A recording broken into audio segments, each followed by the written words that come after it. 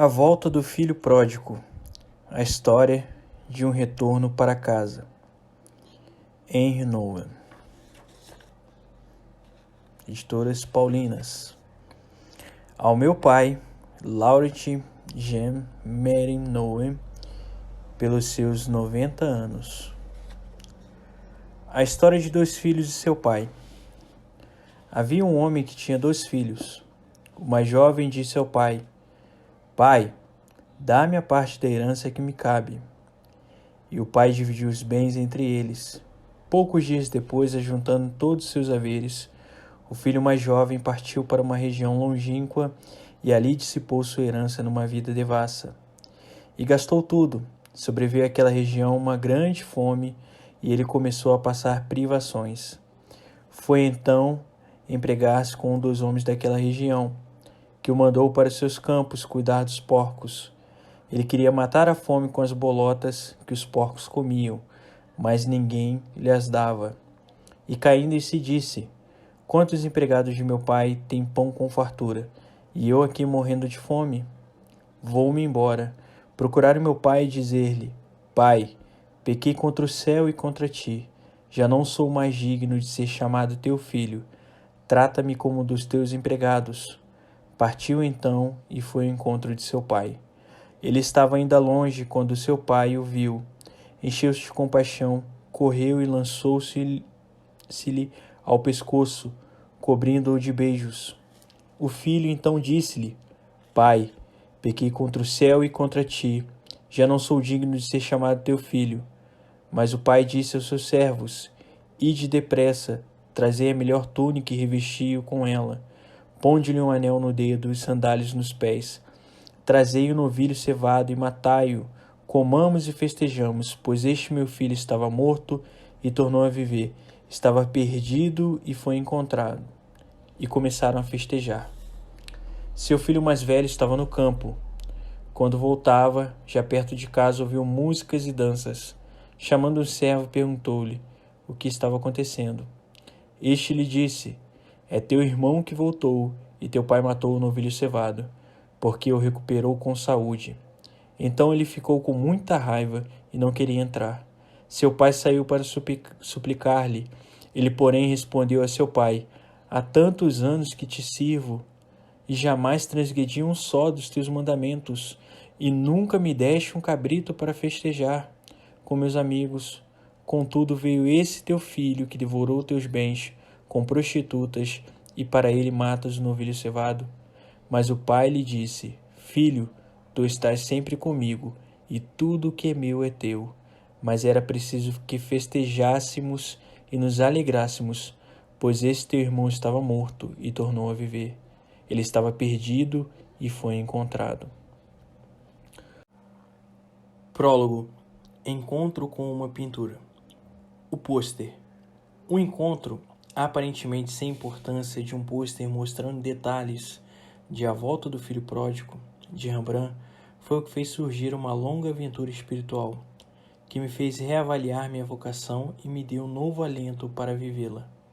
No centro desta aventura está uma pintura do século XVII e seu artista, uma parábola do primeiro século e seu autor, uma pessoa do século XX à procura do sentido da vida. A história começa no outono de 1983, na cidadezinha de Troisy, na França, onde eu estava passando alguns meses em Arca, uma comunidade que mantém um lar para pessoas com problemas mentais, fundada em 1964 por um canadense, Jean Vanier. A comunidade de Troisy é a primeira de mais de 90 comunidades à Arca espalhadas pelo mundo. Um dia fui visitar minha amiga, Simone Landrin, no pequeno centro de documentação comunitária. Enquanto falávamos, deparei-me com um pôster preso à sua porta. Esse pôster retratava um homem envolto num amplo manto vermelho, tocando afetuosamente o ombro de um jovem andrajoso, ajoelhado diante dele. Eu não conseguia desviar os olhos do quadro. Senti-me atraído pela intimidade entre os dois personagens. O vermelho cálido do manto, o amarelo dourado da túnica do rapaz e a luz misteriosa envolvendo ambos. mas acima de tudo foram as mãos do homem idoso. A maneira como tocavam os ombros do jovem que me sensibilizaram, como jamais acontecera. Percebendo que não estava mais prestando muita atenção à conversa, disse Simone: "Fale-me desse pôster." Ela respondeu: "Ok, essa é uma reprodução de A Volta do Filho Pródigo de Rembrandt. Você gosta?"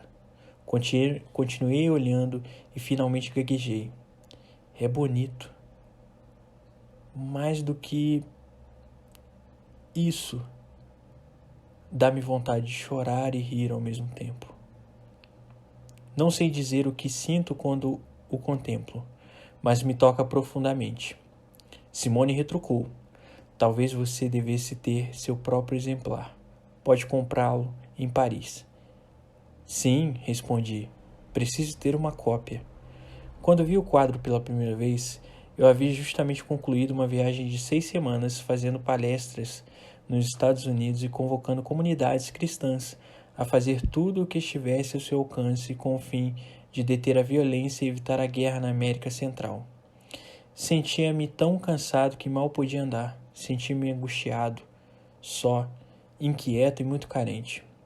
Durante a viagem, agira como defensor da justiça e da paz, capaz de enfrentar sem medo o mundo sombrio.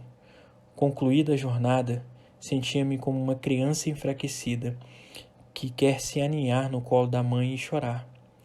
Tão logo se dispersavam as multidões, entusiastas ou suplicantes, eu era acometido de solidão tão arrasadora que facilmente poderia sucumbir às forças sedutoras que prometiam descanso físico e emocional. Foi nesse estado de espírito que me deparei pela primeira vez com A Volta do Filho Pródigo. Sob a forma de um pôster preso à porta do escritório de Simone, meu coração saltou no peito quando o vi. Depois dessa viagem tão desgastante, tudo o que eu poderia querer estava contido no carinhoso abraço de pai e filho. Eu era, na verdade, o filho exausto depois de longas viagens. Queria ser abraçado, procurava um lar onde me sentisse seguro. O filho que volta. Era como eu me sentia e tudo o que desejava. Por muito tempo eu havia ido de um lugar para o outro, confrontando, pedindo, advertindo, consolando. Agora desejava somente descansar em algum local, onde me sentisse seguro, onde me sentisse em casa. Muita coisa aconteceu nos meses e anos que se seguiram. Mesmo tendo me livrado daquele cansaço extremo e voltado à vida de ensino e viagens, o abraço de Rembrandt ficou impresso em minha alma, muito mais profundamente do que qualquer manifestação passageira de apoio emocional. Puseram-me em contato com algo dentro de mim que subsiste bem distante dos altos e baixos de uma vida atarefada. Algo que representa a constante busca do espírito humano. O anseio por uma volta definitiva, por uma inquebrantável sensação de segurança, por um lar permanente, embora ocupado com diferentes grupos de pessoas, envolvido em diversos temas e comparecendo a locais variados, a volta do filho pródigo permanecia indelével na minha mente e passou a ter cada vez mais importância em minha vida espiritual. A aspiração por um lar definitivo, de que me tornara consciente mediante a pintura de Rembrandt, tornou-se mais profunda e mais intensa, de certo modo transformando o artista em guia e fiel companheiro. 2 anos depois de ver a pintura de Rembrandt, renunciei à cadeira da Universidade de Harvard. Regressei para Aachen-Trosley para passar lá um ano inteiro. A razão dessa mudança foi verificar se estaria sendo chamado a viver uma vida com pessoas deficientes mentais em uma das comunidades, a Arca. Durante esse ano de transição, senti-me muito perto de Rembrandt e de seu filho pródigo. Afinal de contas, eu estava procurando um novo lar. Parecia que meu compatriota me fora dado como um companheiro especial.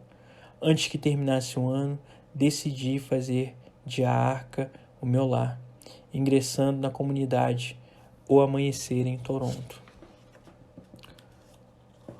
Um pouco antes de deixar Trosley, fui convidado por meus amigos Bob Missy e sua esposa Dana Robert a acompanhá-los numa viagem à União Soviética. A minha primeira reação foi: agora poderei ver a verdadeira pintura. Desde que passara a me interessar por essa grande obra, soubera que a original fora adquirida em 1766 por Catarina a Grande, para o Hermitage, em São Petersburgo. Depois da Revolução, passou a chamar-se Leningrado, recentemente voltando à denominação anterior de São Petersburgo. E lá continua.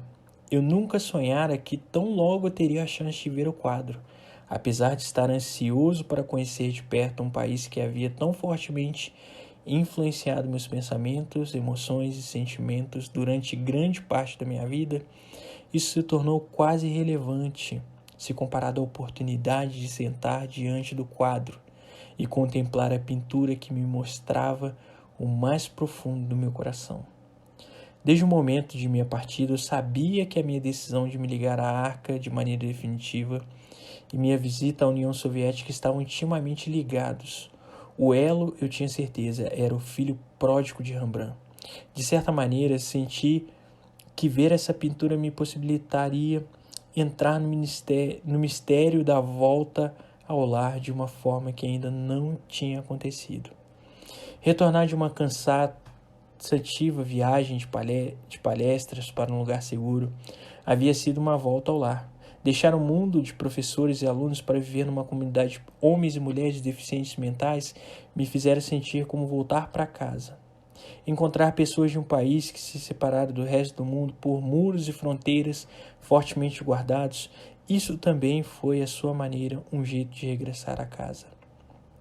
Mas, sob ou além de tudo isso, voltar para casa parecia dizer para mim caminhar passo a passo em direção àquele que me espera de braços abertos e deseja me envolver num eterno abraço. Eu sabia que Rembrandt entendera profundamente esse retorno espiritual. Sabia que quando Rembrandt pintou seu filho pródigo, ele vivera uma experiência que não lhe deixara dúvidas sobre sua verdadeira e última morada. Senti que se eu pudesse encontrar Rembrandt exatamente onde ele pintara pai e filho, Deus e humanidade, compaixão e miséria, num círculo de amor, eu viria saber tanto quanto possível sobre a morte e vida.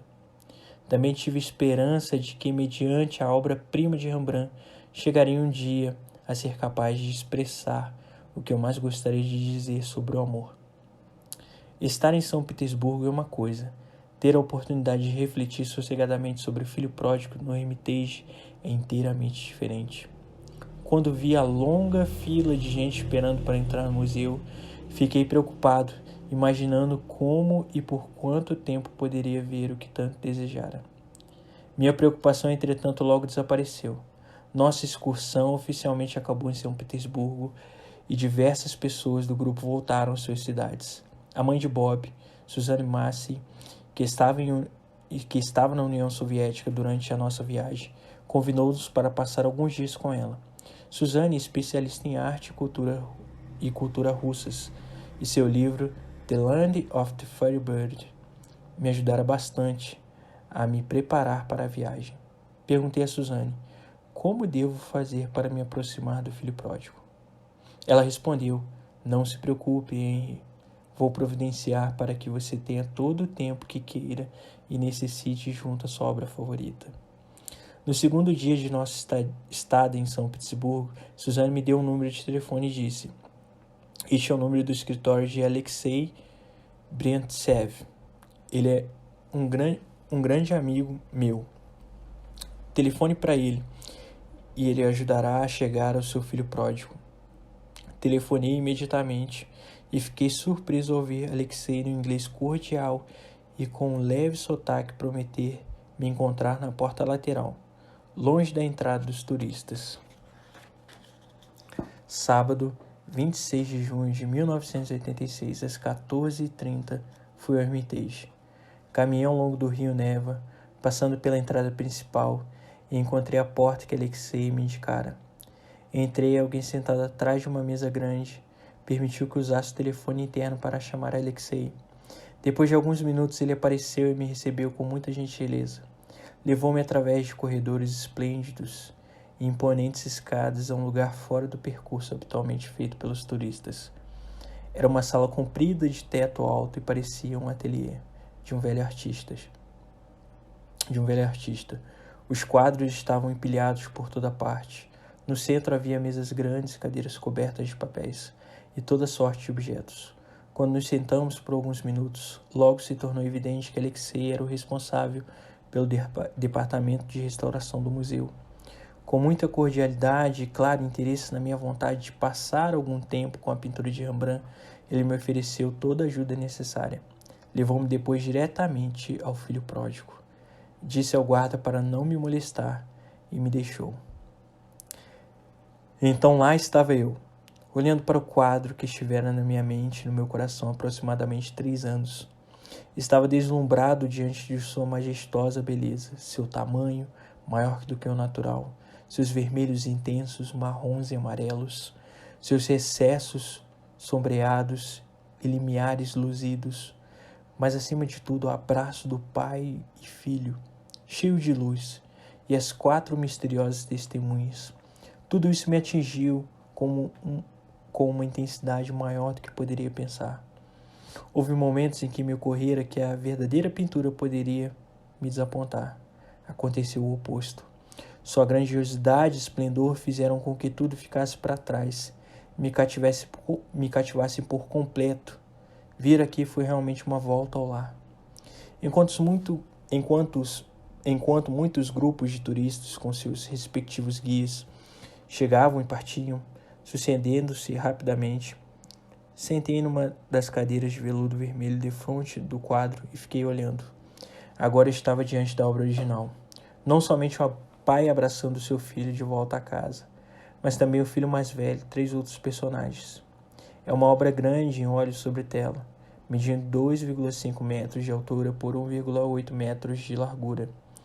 Levou algum tempo para que eu simplesmente estivesse ali, simplesmente me dando conta de que estava diante do que tanto queria ter visto, meramente gozando o fato de estar sozinho no Hermitage de São Petersburgo, admirando o filho pródigo por quanto tempo desejasse.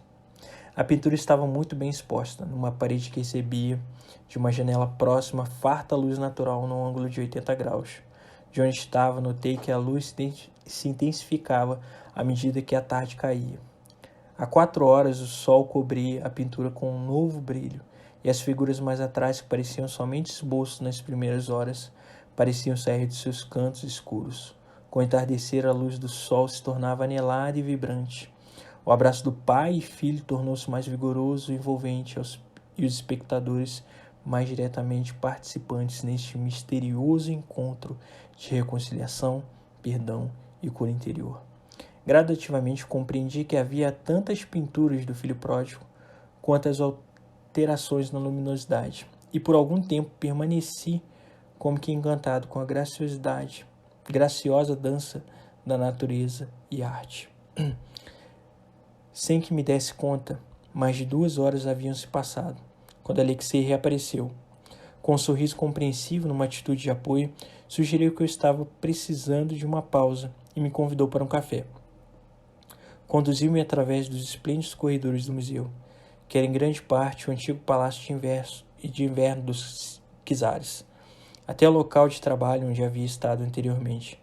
Alexei e seu colega haviam disposto sobre a mesa pães, queijos e doces, e me animaram para que me servisse à vontade. Certamente, quando eu fazia plano e esperava passar algum tempo tranquilo admirando o quadro, não imaginava que tomaria um café à tarde com os restauradores de arte do Hermitage. Tanto Alexei como seu companheiro dividiram comigo tudo o que sabiam sobre a obra de Rembrandt e se mostraram ansiosos por saber por que me marcara tanto. Pareciam surpresos e mesmo um pouco perplexos diante das minhas reflexões e abordagem espiritual. Ouviram atentamente, me pediram que falasse mais.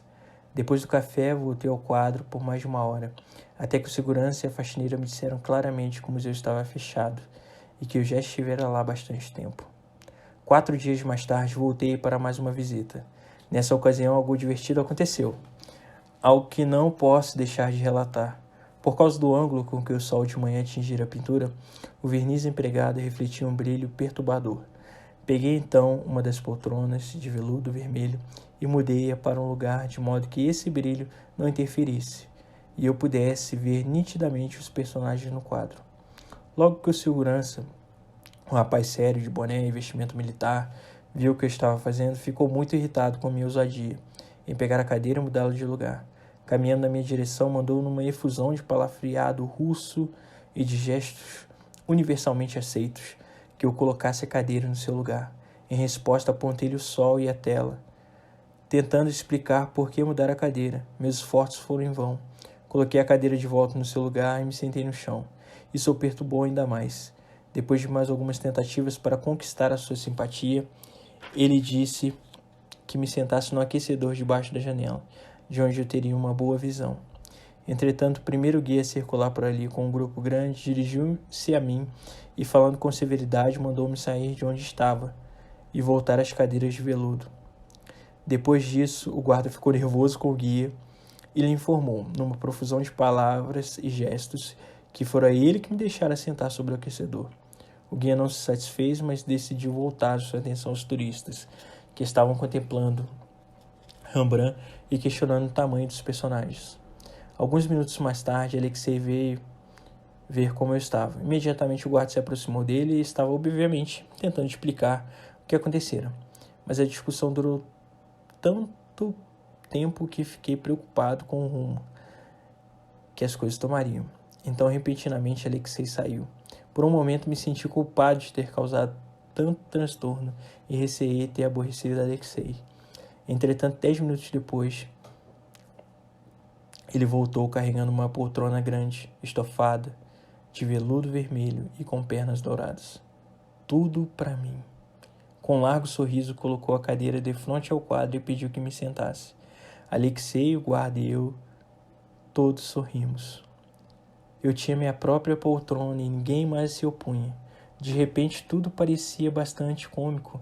3 cadeiras vazias que não podiam ser tocadas e uma poltrona luxuosa, se vinda de uma outra sala do Palácio de Inverno, à minha disposição, para que eu colocasse onde me aprovesse. Cordial burocracia. Pensei, se algum dos personagens do quadro que havia presenciado toda a cena estaria sorrindo também. Nunca ficarei sabendo. No conjunto, passei mais de 4 horas com o filho pródigo, anotando o que eu ouvia dos guias e turistas, o que eu via à medida que o sol se tornava mais forte e desaparecia, e também o que eu sentia no mais profundo do meu ser, à medida que me tornava parte da parábola, que fora uma vez narrada por Jesus e que depois Rembrandt havia retratado na sua obra. Fiquei imaginando como esse tempo precioso passado no Hermitage iria, qualquer dia, produzir frutos. Quando deixei o recinto, me dirigi ao jovem guarda e tentei expressar minha gratidão por aguentar tanto tempo. Quando olhei nos seus olhos, sob o boné da Rússia, vi um homem semelhante a mim, temeroso, mas com um desejo imenso de ser perdoado. Do seu rosto imberbe veio um sorriso muito gentil. Sorri também e ambos nos sentimos a salvo. Algumas semanas depois de visitar o Hermitage em São Petersburgo, cheguei à Arca, o amanhecer em Toronto, para viver e trabalhar como guia espiritual da comunidade. Apesar de que levara um ano todo para decidir minha vocação e discernir a vontade de Deus, procurar entender se estaria sendo chamado para uma vida com deficientes mentais, ainda me sentia apreensivo e receoso sobre minha capacidade de vivê-la bem. Nunca antes prestara muita atenção aos deficientes mentais. Muito ao contrário, me ocupara mais e mais de estudantes universitários e de seus problemas. Aprendi como fazer palestras, escrever livros, como expor temas sistematicamente, como compor títulos e subtítulos, como argumentar e como analisar. Portanto, eu não sabia muito bem me comunicar com homens e mulheres que mal falam e, se o fazem, não estão interessados em argumentos lógicos ou opiniões bem elaboradas. Sabia ainda menos como anunciar o Evangelho de Cristo às pessoas que ouviam, mais com o coração do que com a mente, e que eram mais sensíveis aos meus atos do que às minhas palavras. Cheguei ao amanhecer em agosto de 1986, com a convicção de que fizera a escolha certa, mas com o coração ainda muito perturbado. Diante do que estava por vir, apesar disso, estava convencido de que, depois de mais de 20 anos na sala de aula, chegara o tempo de confiar que Deus ama os pobres em espírito, de maneira especial, e que, apesar de ter pouco para lhes oferecer, eles certamente teriam muito que me dar. Uma das primeiras coisas que fiz depois da minha chegada foi procurar um lugar adequado para pendurar o pôster do filho pródigo. O escritório que me deram era excelente. Quando me sentava para ler, escrever ou falar com alguém, podia ver aquele misterioso abraço de pai e filho que se tornaram parte integrante da minha jornada espiritual. Desde a minha visita ao Hermitage, tornara-me mais consciente das 4 pessoas, 2 homens e 2 mulheres, que cercavam ao redor do espaço iluminado onde o pai acolhe seu filho que volta. Sua maneira de olhar deixa você imaginando o que eles pensam ou sentem sobre o que estão vendo. Essas testemunhas ou observadores dão margem a toda sorte de interpretação. Quando penso na minha própria caminhada, cada vez mais me convenço de que, por muito tempo, fiz o papel de observador. Por anos eu havia ensinado aos jovens os diferentes aspectos da vida espiritual, tentando ajudá-los a enxergar a necessidade de viver de acordo com esses ensinamentos. Quanto a mim, teria eu, na verdade, tido a coragem de me dirigir ao centro, de ajoelhar e de me deixar envolver por um Deus misericordioso?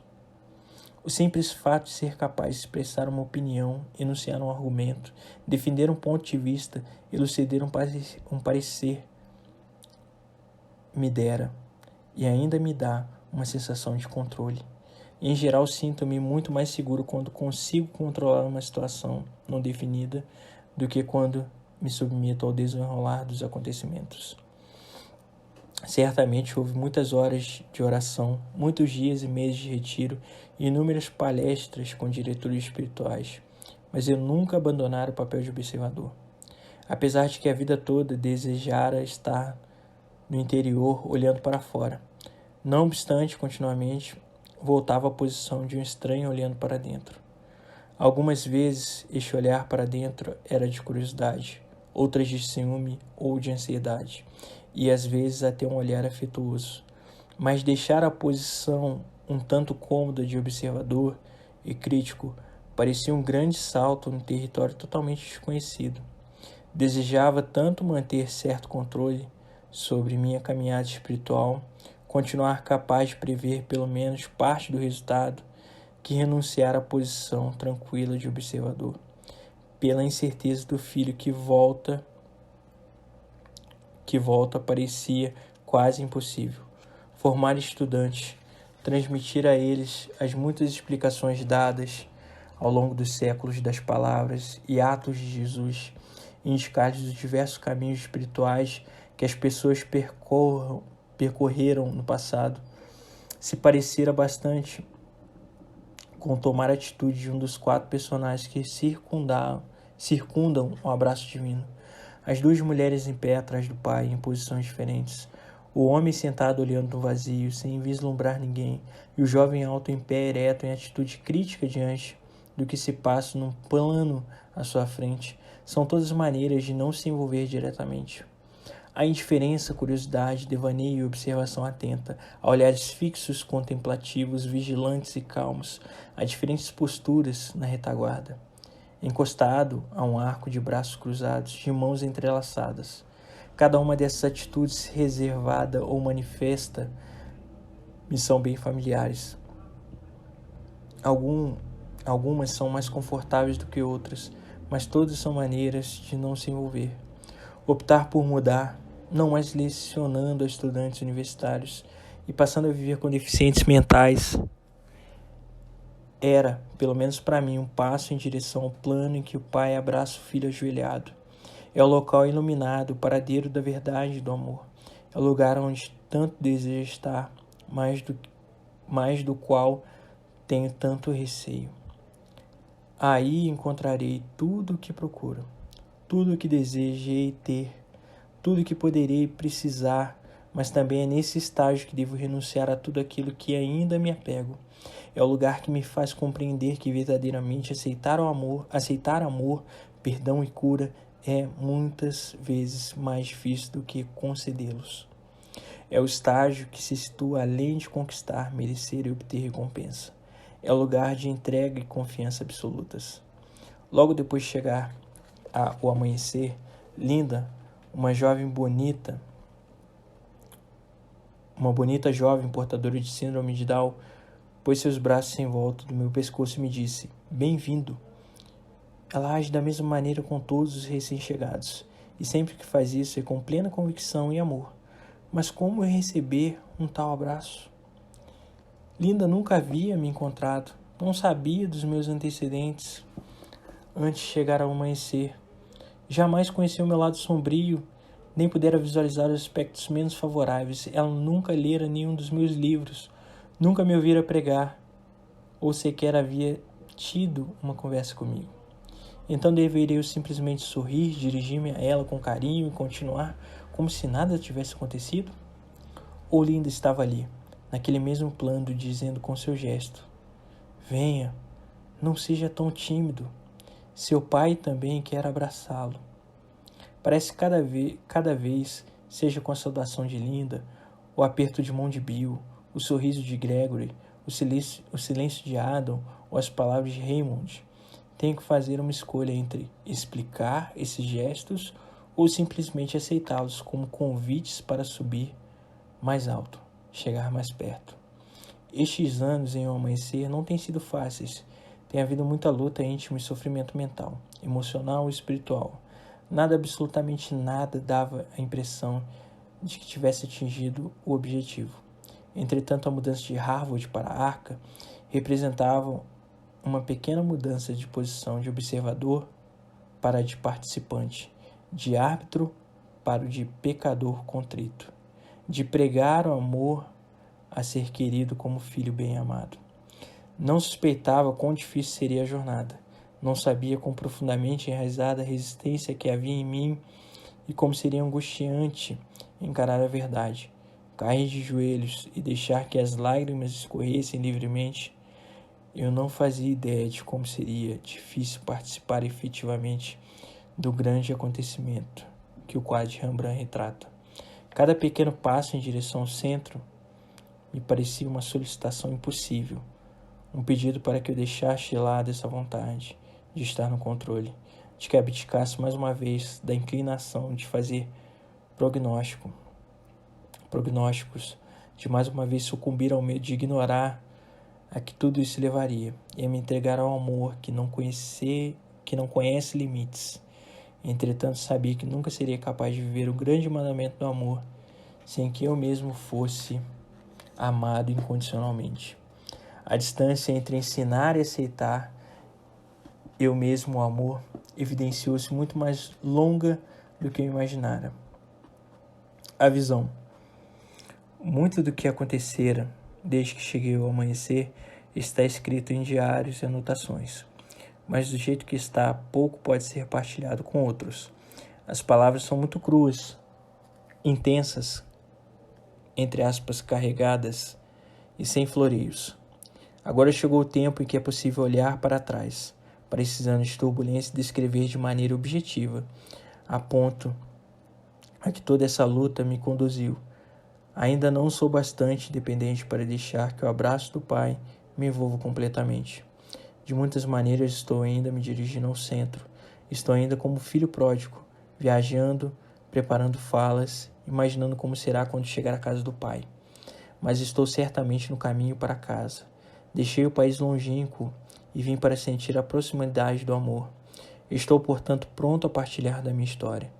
Há uma certa esperança, uma certa luz e algum consolo nessa narrativa. Muito do que vivi nos últimos anos será parte desta história. Não para expressar insegurança ou desespero, mas como passagens de minha caminhada à procura de luz. O quadro de Rembrandt ficou bem perto de mim durante esse tempo. Mudei-me de lugar algumas vezes, do meu escritório para a capela, da capela para a sala de estar da casa. Dia de primavera, a casa de oração do amanhecer. e dessa sala de estar de volta para a capela. Falei sobre esse quadro muitas vezes dentro e fora da comunidade do Amanhecer. A pessoas deficientes e aos que assistem, a guias espirituais, a padres, a homens, a mulheres de diversas camadas sociais. Quanto mais falei do filho pródigo, quanto mais o contemplei, mais a pintura passou a ser minha própria criação.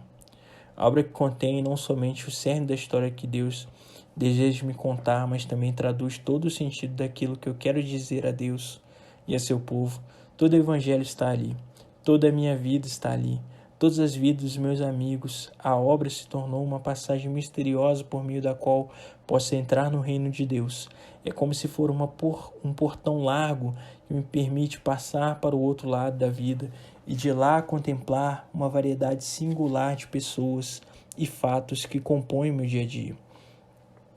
Por muitos anos procurei vislumbrar Deus mediante a observação cuidadosa de diferentes aspectos de comportamento humano. Amor e solitude, alegria e pesar, ressentimento e gratidão, discórdia e paz. Procurei entender os altos e baixos da alma humana. Ali distinguir fome e sede que somente um Deus cujo nome é amor pode saciar. Tentei descobrir o duradouro acima do transitório, o eterno contrapondo-se ao temporal, o verdadeiro amor vencendo os entraves do medo e a consolação de Deus, superando toda desolação, toda angústia e agonia humanas. Tentei constantemente assinalar o fato que, ao lado da natureza mortal, paira uma presença maior, profunda, ampla e mais bela que podemos imaginar. E falar dessa presença como algo que mesmo agora pode ser visto, ouvido e tocado por aqueles que se dispõem a crer. Entretanto, durante a minha estada aqui no Amanhecer, fui conduzido a um lugar dentro de mim onde ainda não estivera. É um recanto muito íntimo que Deus escolheu para fazer sua morada. É aí que me sinto seguro, sendo envolvido pelo abraço de um pai amoroso que me chama pelo nome e diz: você é o meu filho querido, que tem todo o meu carinho. E nesse local seguro que encontro toda a alegria e toda a paz que não são deste mundo. Esse abrigo sempre existiu e eu o reconhecia como uma fonte de graças, mas não conseguia fazer ali morada. Jesus diz: se alguém me ama, guardará minha palavra, e o meu Pai o amará, e a ele viremos e nele estabeleceremos morada. Estas palavras sempre me tocaram profundamente. Eu sou o templo de Deus, mas foi sempre difícil para mim reconhecer a verdade contida nessas palavras. Sim, Deus habita no mais íntimo do meu ser, mas como poderia eu aceitar o chamado de Jesus? Permanecer em mim como eu em vós. O convite é claro e inconfundível. Habitar no mesmo lugar onde Deus faz a sua morada, este é o grande desafio espiritual. Parecia uma tarefa impossível. Com meus pensamentos, sentimentos, emoções e paixões, eu estava sempre distante do local escolhido por Deus como lar. Voltar para casa e permanecer ali onde Deus habita, ouvindo o apelo da verdade e do amor, isso era de fato a jornada que eu mais temia, pois sabia que Deus é um amante possessivo que me quer por inteiro todo o tempo. Quando eu estaria pronto para aceitar esse amor? Deus mesmo me mostrou o caminho. Os problemas físicos e emocionais que interromperam meu dia a dia, atarefado no amanhecer, me obrigaram de forma decisiva a voltar para casa e a buscar Deus onde Deus pode ser encontrado, no meu próprio santuário. Não posso dizer que tenha aí chegado. Nesta vida não conseguirei porque a busca de Deus transcende os limites da morte. Apesar de ser uma caminhada longa e bastante difícil, é também cheia de surpresas deliciosas. Muitas vezes nos permitindo sentir o gosto do que está por vir. Quando vi pela primeira vez o quadro de Rembrandt, essa noção da presença de Deus em mim não era tão tímida quanto agora. Entretanto, a reação intensa ao abraço do pai e filho mostrou quão ansiosamente eu buscara aquele lugar secreto, onde eu também pudesse me sentir tão amparado quanto o jovem do quadro. Na ocasião, não era possível prever o que seria necessário para chegar um pouco mais perto desse lugar. Agradeço não ter sabido de antemão o que Deus havia reservado para mim.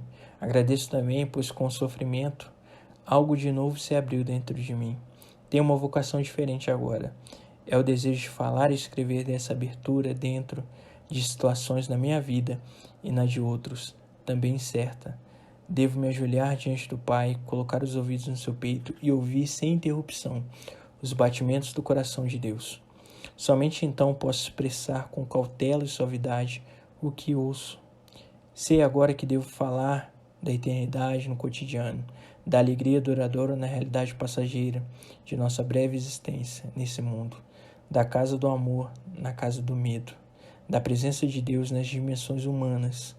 Estou bem ciente da grandiosidade desta vocação. Ainda assim, confio que este seja o único caminho. Poderíamos chamá-lo de visão profética. Contemplar o mundo e as pessoas através dos olhos de Deus. Será isso possível para um ser humano? Mas ainda, é a opção que devo fazer? Não se trata de uma pergunta intelectual. É uma questão de vocação. Sou chamado a entrar no santuário bem dentro do meu próprio ser, onde Deus escolheu fazer sua morada. Somente por meio da oração contínua posso me colocar aí. Muitas dificuldades e muitos sofrimentos podem abrir o caminho, mas tenho a certeza de que somente pela oração constante poderei chegar.